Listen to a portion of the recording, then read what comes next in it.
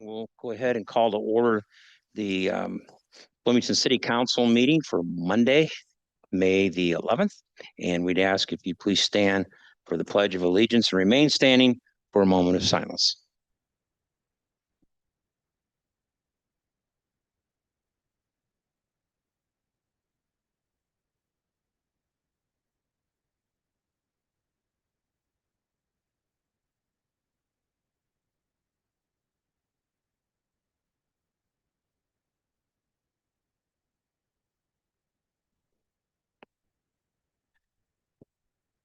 Madam Clerk, if you take the roll, please.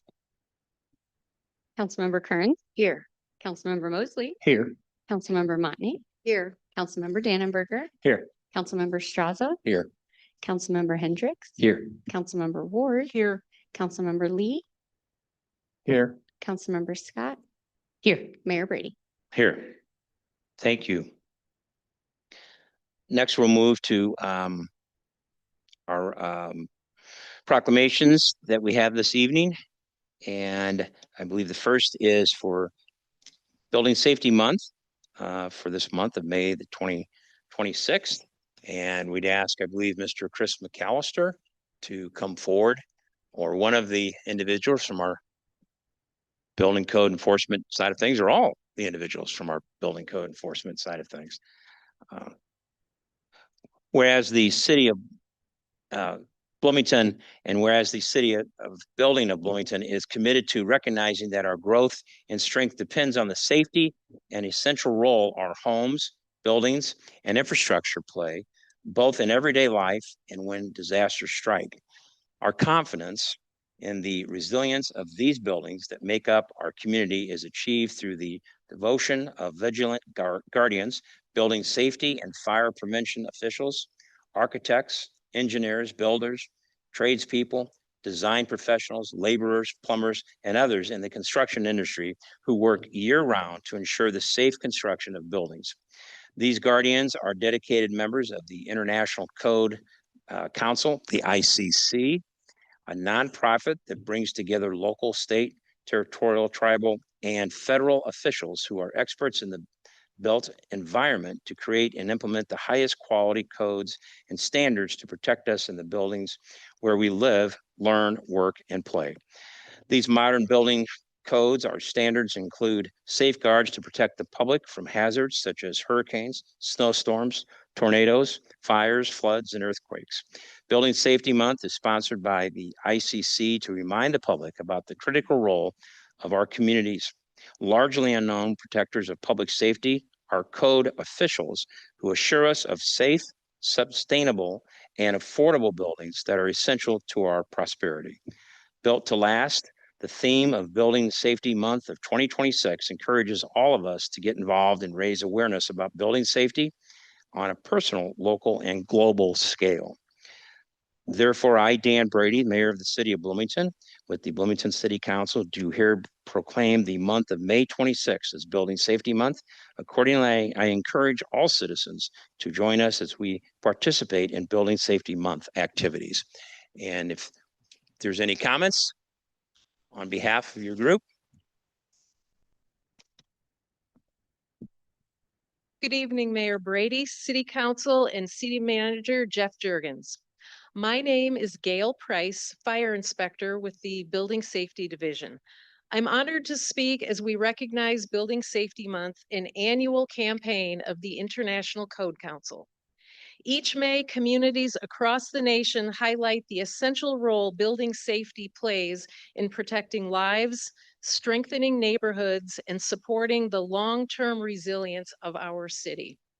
Safe buildings are the result of strong codes, consistent enforcement, and the dedication of our team who works each day to ensure Bloomington's homes, businesses, and public spaces are built to last. This commitment reflects the broader values of service, responsibility, and community protection. I'd like to acknowledge the rest of the building safety team who makes this mission possible. Some are here tonight. Kelly Pfeiffer, our Developmental Services Director, Chris McAllister, Building Official and Division Supervisor, Shane Young, Commercial Building Inspector, Bill Dodd, Residential Building Inspector, Clint Kilpatrick, Multidiscipline Inspector, Kurt Gore, Multidiscipline Inspector, Brad Melton, Fire Inspector, Joe Fowler, Protection Systems Inspector, Andrew Marshall, HVAC, Eric Lehman, Plumbing, and Sean Mills, Electrical Inspector. Our team represents a combined and incredible 330 years of specialized experience across fire safety, building construction, plan review, and community development. Our work is most often behind the scenes, and it protects the people who live, work, and visit Bloomington, Illinois. On behalf of the Building Safety Division, thank you for your support and for recognizing our essential roles in making Bloomington a strong, growing, and thriving community. We're proud to serve with you in this commitment. Thank you. Thank you very much. If you'd like to step forward, this way we can present you the proclamation. If any of your co-workers want to step forward and be congratulated by council members, that would be great.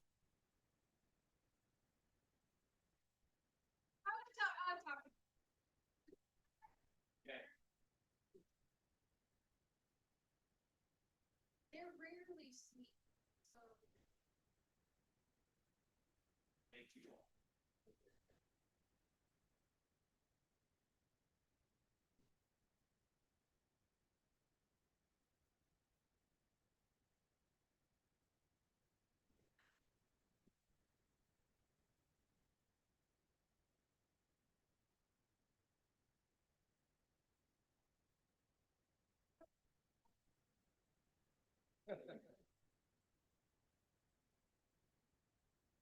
Next, we'll move to, once again, thank you all. Next, we'll move to Emergency Medical Services Week, which is May 17th through the 23rd. And Emergency Medical Services is a vital public service. The members of Emergency Medical Services teams are ready to provide life-saving care to those in need 24 hours a day, 7 days a week. Access to quality emergency care dramatically improves the survival and recovery rate of those who experience sudden illness or injury. Emergency Medical Services fills healthcare gaps by providing important out-of-hospital care, including preventative medicine, follow-up care, and access to telemedicine.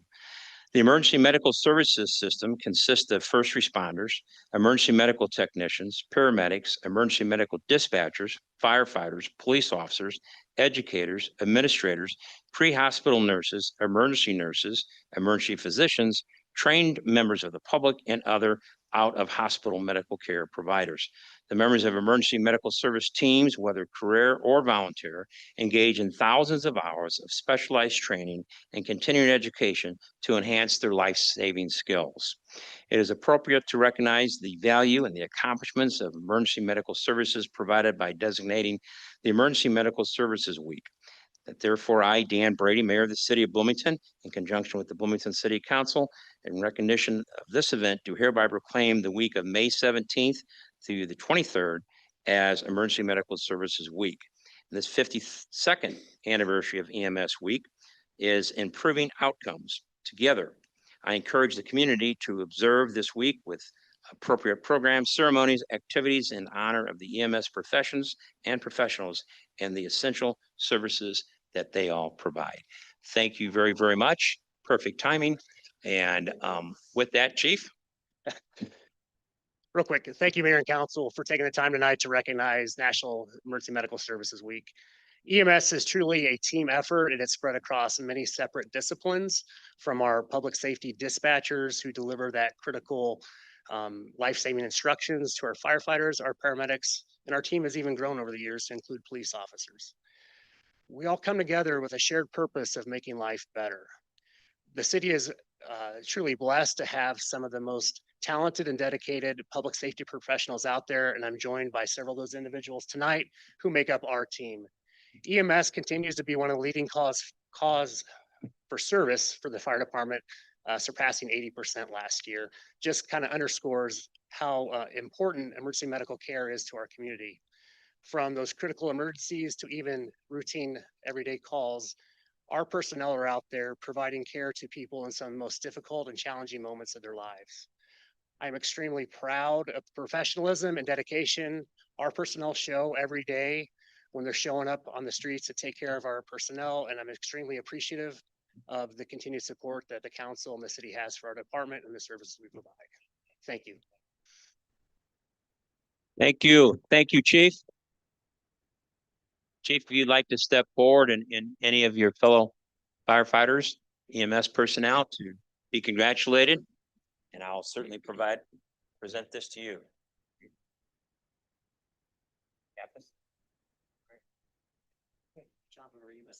Okay, there you go.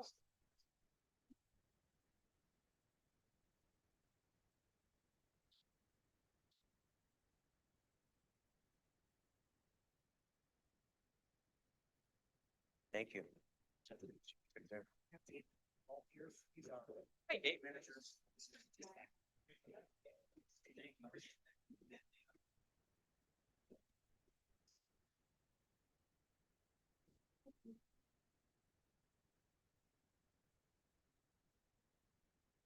Thank you once again to all of our firefighter and EMS personnel. Next, we will move to the recognition and congratulations of the following appointments. First, if they're in the audience, please stand when I read your name. Peter Pontius to the Planning Commission. Uma Kalsam, Human Relations Commission. Uma here. Okay. Katrina Parker and Ashley Sang, the Library Board of Trustees. Jan Murphy, Police Pension Board. Alicia Sanders, Transportation Commission. Ashley Farmer, Rachel McFarland, Sean Murphy, and Yvette Hernandez from the Public Safety Citizens Review Board, and John Poling and Matt Steiniken for the Zoning Board of Appeals. Thank you very much, each and every one of you, for your dedication to the city of Bloomington, and let us give you a round of applause for your service. Thank you.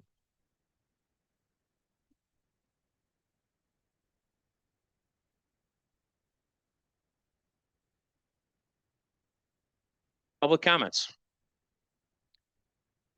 All right, we have 6 people registered to speak. We will, after you read your statement, we'll start with Anthony Andreas. And then before that statement, if you don't mind, I would also like to read a list of public comment that we received at the recent public forum on data centers.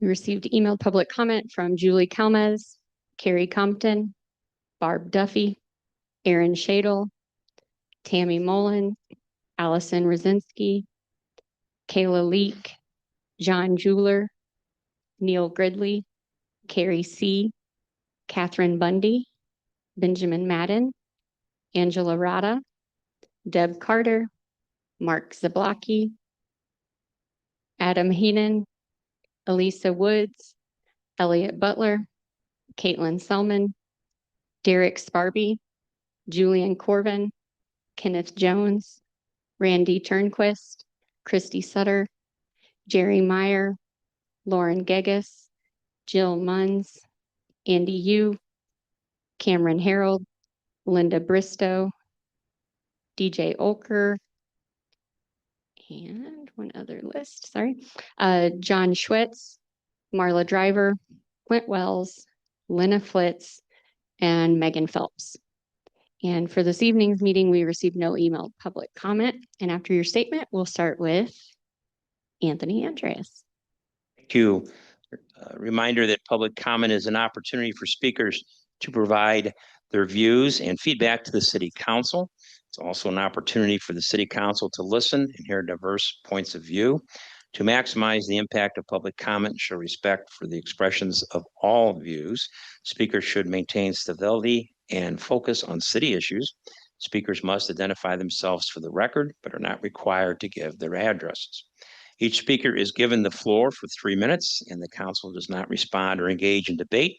Any speaker that engages in threatening or disorderly behavior will be deemed out of order, and their time will cease. All right, First, we start with Anthony Andreas, and then to follow will be Barb Stewart.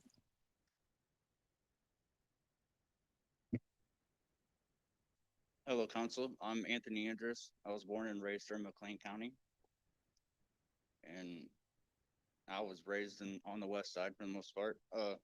I'm just here to speak on behalf of myself on a situation that I had filed complaints with the Bloomington Police Department with Michael Brandt Parsley. There was a time I relived this every day. I was involved in an automobile collision, and I was found unconscious. I had internal injuries of a left diaphragmatic rupture, a collapsed lung, and a brain injury. Michael Brandt Parsley of the Bloomington Police Department, seen who I was, I had history with him. Went out of his way, issued an alcohol citation, balance 184, knowing that I do not drink alcohol, knowing that I took a high dose of stimulant medication, misleading medical staff, believing that it was an alcohol-related crash, causing medical malpractice, just about killing me, leaving me with out-of-body experiences, paradoxical benzo reaction, leaving me in a coma. The alcohol citation was never went into court. It was held back. Later changed it to amount of drug of the benzo that was given to me for alcoholism, which was the incorrect medications.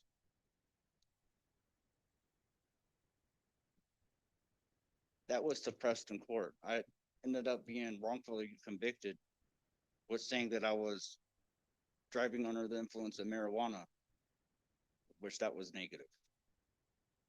To where he nearly took my life. I want you guys to understand that. I want you guys to know that I've put in complaints. I think something needs to be done about this, or somebody outside here. Elgar County Watchdogs came here and spoke on my behalf about this before. I know it's been a little while, but I had needed time to recover. I suffered with PTSD about it all, with everything with this, to where it's really not right. I feel that you guys should look into it, or at least get with me so I can give you the documentation. We can go through it and look at it so I can prove my innocence. Because this has been a long road for me. It really has. Thank you. thank you.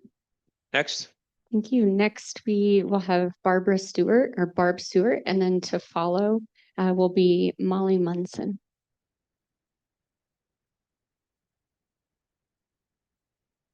I know that they Yep, had there. accident. I see that they're not here anymore.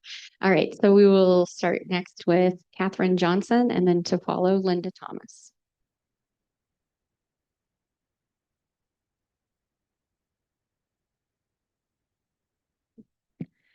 Mr. Mayor and members of the council. My name is Catherine Johnson. I'm the community liaison with East Central Illinois Area Agency on Aging and proudly a resident of the city of Bloomington.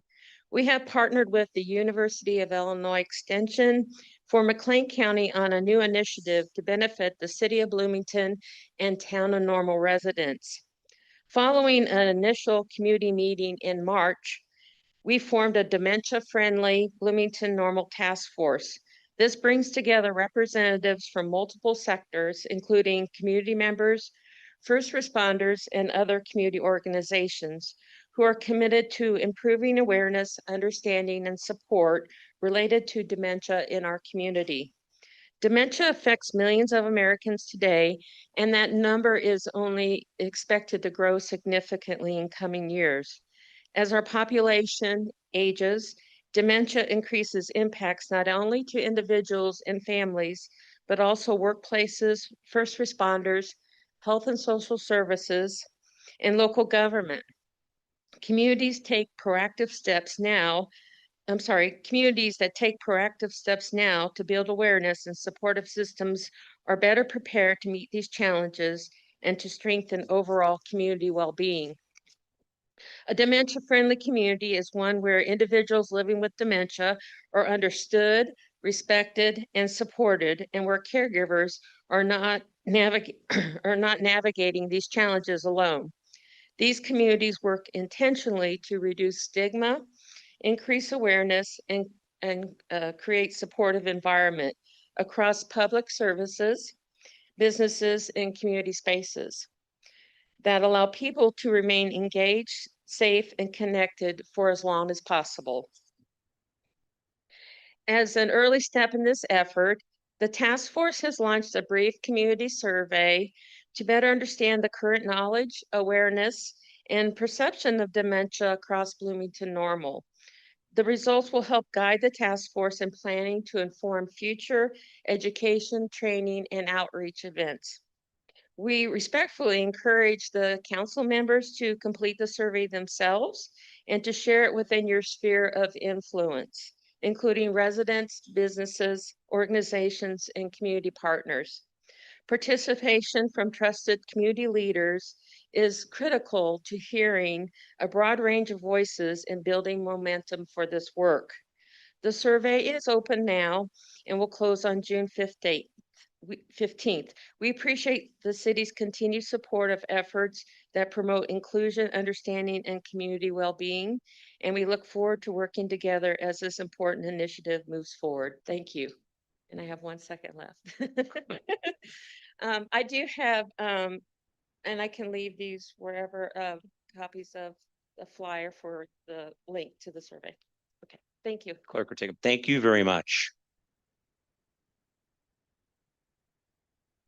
All right, next up, we'll have Linda Thomas, and then to follow Cole Zimmerman. All right. Cole, okay, Cole Zimmerman, please.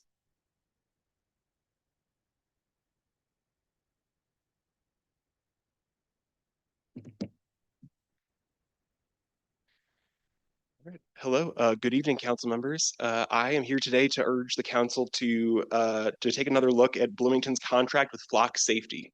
For the people in the audience who aren't aware, Flock Safety is a company that makes a lot of different technology, but the main thing they sell to municipalities such as ours are what are called automatic license plate readers, which are currently in use all over town. These are essentially AI-powered cameras that capture and analyze images of all passing vehicles, storing details like your car's location, date, time, make, model, color, and identifying features, often turning these into searchable data points. I'm speaking in opposition to these devices remaining on our streets for many reasons, but today I will specifically be talking about how the technology itself is unsafe and prone to security issues. Flock security devices have been hacked in several ways, none of which I have done myself, despite graduating from the U of I with a degree in computer science because I'm not a licensed computer security professional. With that disclaimer out of the way, several hacks of Flock security devices have been documented. According to 404 Media, as of November 2025, a security researcher found Flock logins for sale on Russian hacking forums. This includes 85 sets of exposed credentials from government, police department, and sheriff's offices in at least 6 states, with some credentials dating back to only the month before the article came out. In addition, Flock also supports insecure methods of multi-factor authentication, like sending a 6-digit code to your cell phone, which is vulnerable to things like intercepting the message in transit or phishing attacks, which rely more on the person using the computer than the computer itself. They also don't support phishing-resistant MFA, which is required of federal agencies. In addition, a YouTuber named Ben Jordan demonstrated not only several ways to hack into Flock security devices, he's a security professional who documented these in an industry standard way, and got access to cameras around his community. He also discovered that there was and might still be certain web addresses where you can watch security footage from these cameras without having to enter a username or a password. Flock, for their part, says they've never been hacked, but they posted that a month after Ben Jordan clearly demonstrated hacking these systems and reached out to them about their security vulnerabilities. So personally, I am skeptical of the validity of these claims. Overall, as a computer science student, I am both shocked and appalled by the clear lapses in both judgment and technical skill demonstrated by the engineers of Flock Safety. They did not engineer their product safely, and now I believe the people of Bloomington to be at risk due to these lapses. Until Flock acknowledges these flaws and submits to an independent security audit, I don't believe we should be trusting Flock with our safety. Thank you. Thank you. Thank you. There's no further public comment. Thank you very much to our speakers. And next we'll move on to our consent agenda for this evening. And we'll take the consent agenda in one motion unless there's members from the council who would like to have an item pulled and discussed from the consent agenda. I'll move approval. Motion made by Member Ward, seconded by Second. Member Dannenberger. If the clerk would take the electronic vote.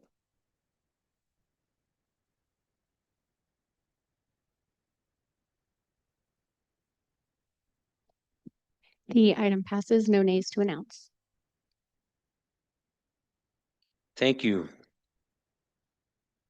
Next, we'll move on to our regular agenda this evening, and under number 8, letter A is consideration and action on an ordinance approving the exchange of property between the city of Bloomington and Illinois Wesleyan University. And I believe Mr. Jurgens is going to introduce Mr. Tice, maybe. Yep, going to kick us off on this. Nope, that's all right. So we're really excited about this tonight. This is the proposal involving 800 North Main and an agreement with between the city and IWU. Go to the next slide. This project has gone back many, many, many years. I've got a snippet of a headline from 2019 when the city and IWU was talking about using a joint broker to try and market this location. And it's gone through a variety of iterations over the year, and with different changes in leadership and different changes just within the community.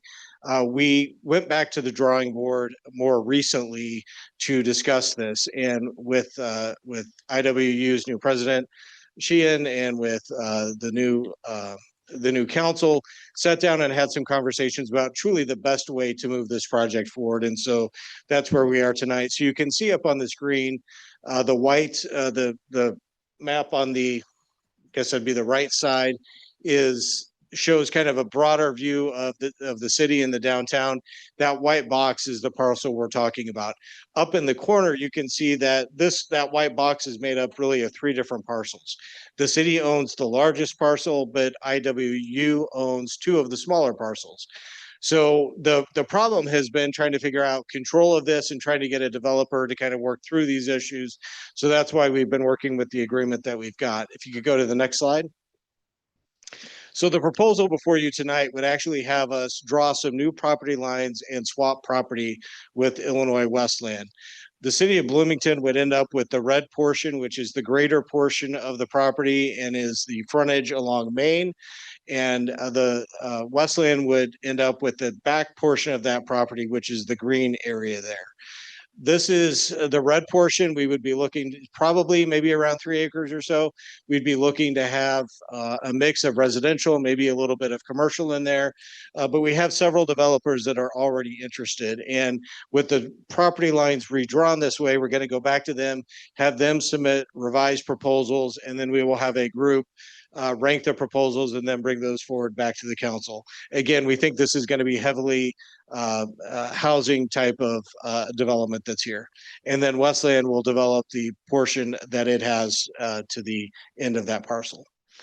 I think that might be all I have. And I'm obviously have Billy Tice, Senior Deputy City Manager, that's been heavily involved in this. Samantha Malott, our Economic Development Advocate, and Kelly Pfeiffer from Development Services as well, here to answer any questions. But we do believe this is going to finally move this project forward and get an exciting development here. Happy to answer any questions. Thank you. Members of the council with questions, comments? If not, any comments from Mr. Tias? Samantha? Only comment would be we would just be really excited to work with whichever developer scores the highest in the rubric. We've got a really great scoring pattern set up so that we get the best possible use of the land and the person who's the most financially viable for our project. So we're just really excited to move forward on this. And we've got a great partnership, as city manager alluded to, with Wesleyan. So we're really excited to see something happening here. Thank you. I also know we have representatives from Illinois Wesleyan, so thank you for being here this evening as well, man. If there's not questions, comments, motion? I'll make a quick comment before I motion. Just my appreciation to city staff that we're moving on this. Ever since I've gotten elected, and I know before me, this has been a long conversation, and I think it took the right people at the table to make that happen. So I appreciate that. And with that, I make a motion to approve. Second. Motion was made by member Hendricks, seconded by member Straza, and the clerk will take the electronic vote.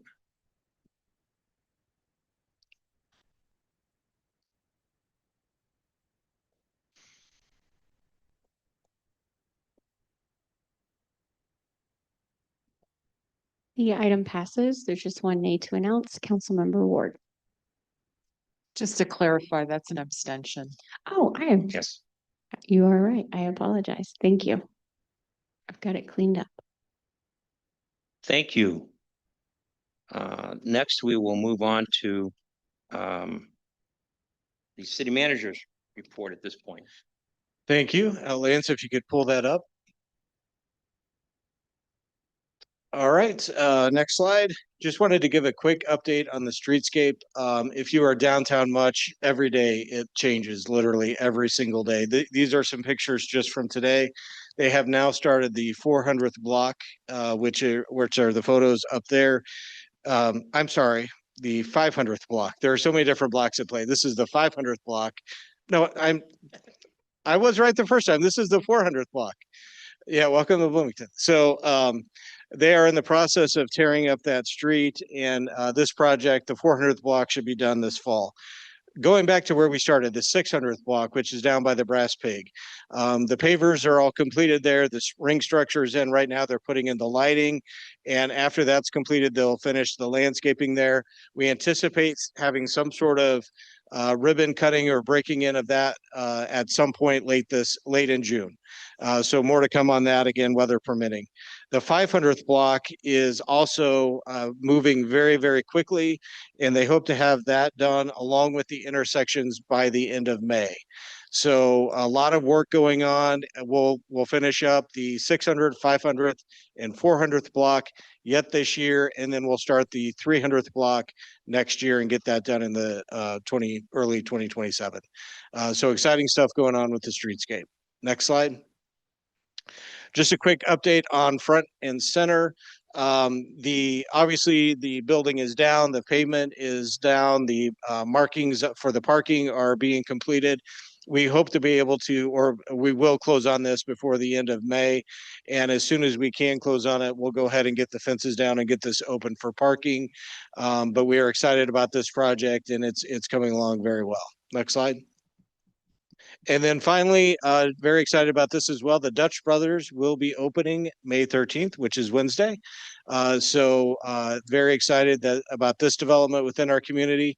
Understand that this may impact traffic patterns for a while, as this is likely going to be a very popular spot for a while. So excited about this. And again, the grand opening will be on Wednesday. And that's all I have, Mayor.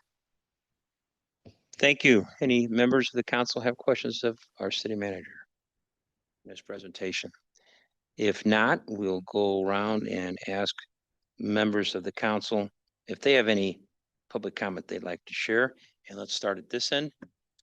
Council member Abby Scott. Yes, thank you. I would like to address the very big elephant that has been in the room lately. We've had public forums. We had, I don't know how many public comment folks reach out to us. What I am concerned about is that the longer that we push off discussion about a moratorium or structure around data centers, the more, the less confidence folks have in us. So I'm looking forward to having those discussions soon. Can I ask when can we expect those? I would venture to guess that we'll be doing that this month, possibly the last meeting of this month. Some of the council members, such as yourself, have shared their input. I'd like to ask other council members to do the same of kind of what you think as far as where you stand on what's been discussed, whether there's a moratorium, what the wording would be, things along those lines. And so getting that information and moving forward, I think that, and thank you to council members that were there at the gathering the other evening on the forum. So thank you. So moving forward. Member Lee. Just a quick shout out to the Bison on a great season. I was able to attend one of the playoff games and with a friend of mine, and my friend's comment was, "That was awesome. I will, if they come back, I will not miss a game." Unfortunately, they did not advance, but still a great season. That it was. Next, Member Hendricks. Nothing. Let's go to Member Straza. No comments. Member Dannenberg. Yeah, I'd just like to briefly shout out Jim Karch's team, who put together an amazing presentation at the Bloomington Public Library to educate and explain exactly what's going on with the Locust Colton sewer separation. I think that's how we're supposed to do these moving forward, is grab that room at the library, have a few tables, have the maps out, and be able to explain things directly to people that showed up. It was very well attended. I think we had it booked for 2 hours. It only took us an hour. So very well done to both Jim Karch and his team. Thank you. Thank you. Member Motney. No? Member Mosley. Member Kearns. Nope. Okay. I'm going to have a few brief remarks in my mayor's report this evening. And one of the things I also want to recognize is a newly formed neighborhood association for downtown. Many of us had the opportunity to interact with them and have heard from them and met with them. And they had a gathering on May the 4th at the Castle Theater to kick off their association. And so we wish them well, and we'll partner and help in any way that we can. Next is upcoming, and I want to make sure that all the council members know that on May 21st of this month, starting at 1 p.m., the renaming of the Woodhill Towers to the Kim Holman Short Towers, I believe. And at 1 o'clock with the actual ribbon cutting from 1 to 3, there is a open house in the Housing Authority community room between the two buildings. So if anyone is available to attend that, that'd be great, and give a debt of gratitude back to Kim Holman Short, who's done much for the Housing Authority in her tenure. Next slide.